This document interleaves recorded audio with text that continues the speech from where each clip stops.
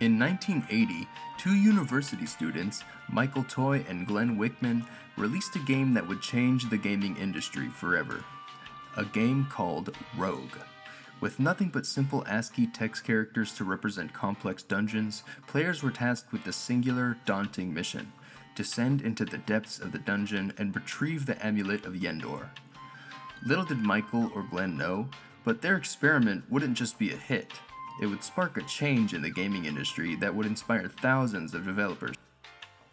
Now, what is a roguelike?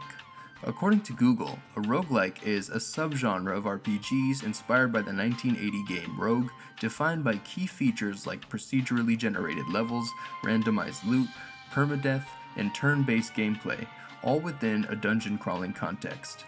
However, if you browse the Steam store today, you'll notice a similar term popping up more frequently than ever before: roguelite.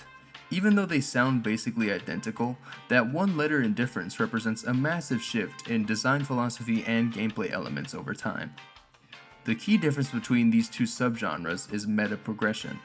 In roguelike games, aka traditional roguelikes or true roguelikes, if you die, that's it.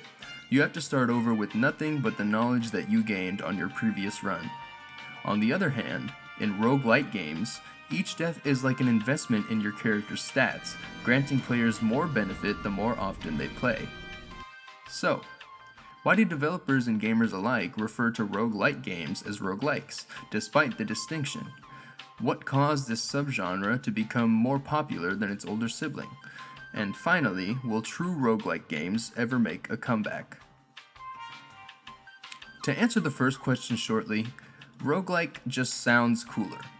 Roguelike sounds exciting and potentially dangerous, meanwhile roguelite sounds like the diet version. Jokes aside, in 2008 there was a conference held in Berlin, Germany called the International Roguelike Development Conference, in which developers and enthusiasts debated what exactly makes a game a true roguelike, and they came up with a list of high and low value factors that determine whether or not a given game falls into that category. This strict set of rules was basically a last defense against the dilution of a most beloved subgenre. Purists insisted that games must have all of these features in order to be considered a true roguelike, whilst more casual fans subconsciously decided that the two terms are practically interchangeable. For a while, the Berlin interpretation acted as a safe haven for hardcore enthusiasts. But as the 2010s approached and the gaming landscape began to shift, developers started to realize that they can pick and choose from the list like a buffet. Take Spelunky and The Binding of Isaac, for example. These games kept the procedural generation and the permadeath, but they threw the turn-based and grid-based rules out the window in favor of real-time action. Purists screamed that these games aren't true roguelikes, but the public didn't care about the terminology. They cared about the gameplay loop. The term roguelite wasn't even popularized until the year 2013, surrounding the release of Rogue Legacy by Celador Games. In fact, they proudly used the term for marketing purposes, ushering in a new era of awareness for the subgenre, whether knowingly or not. This leads us to the death of the roguelike. It's not that the genre ceased to exist, it's that it was reborn into a mechanic. Today, roguelike is no longer a small, rigid box that only a few niche games would fit into. It's a spice that developers sprinkle onto many other genres. We have roguelike deck builders like Slay the Spire, high-action shooters like Nuclear Throne, and even rhythm games like Crypt of the Necrodancer. Meta progression is both the key distinction between roguelites and roguelikes, as well as the main reason, in my opinion, why roguelites have become so much more popular.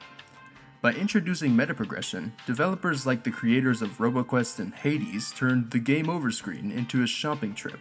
Now, dying isn't a punishment. It's the moment you finally get to buy that upgrade or unlock a new feature.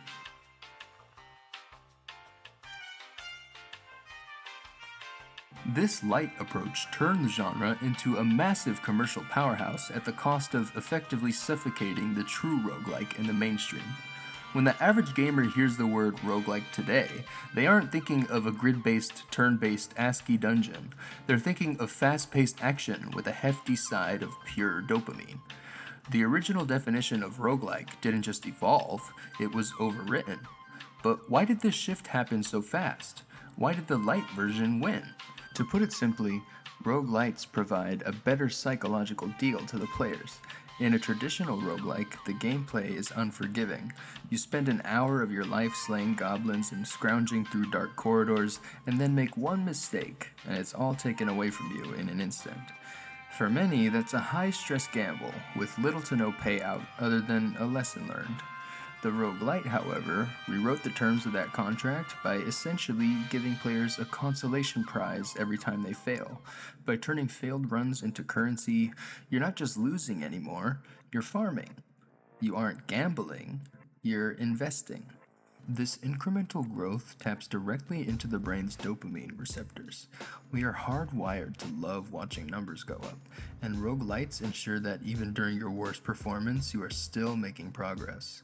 The true roguelike didn't die because of bad design, it died because its younger sibling figured out a more addictive way to play. Given that most modern roguelike games don't follow most of the rules of a traditional roguelike, what does this say about the future of the genre? Are traditional roguelikes doomed to stay in the past? Actually, no. In my opinion, the main factor holding traditional roguelikes back from being more popular is the lack of accessibility. Take Dwarf Fortress, for example. The original Dwarf Fortress was made with ASCII graphics, and the resulting game looked like this.